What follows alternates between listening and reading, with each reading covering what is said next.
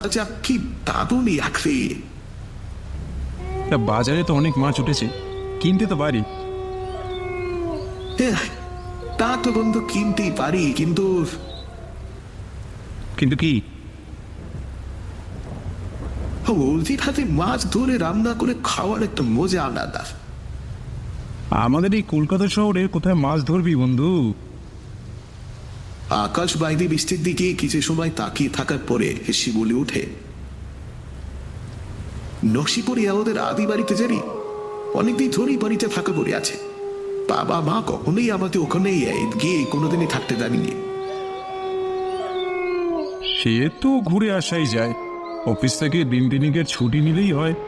কিন্তু ওই বাড়িতে কেউ থাকে না বললি যে? আমরা কেউ থাকি না বটে, আমি বাড়ি দেখাশোনা করার জন্য সাধন দাদু আছে। বহু বছর আগে বাবা মার সাথে তুই আর গিয়েছিলাম, তবে কোনোদিনই ওই বাড়িতে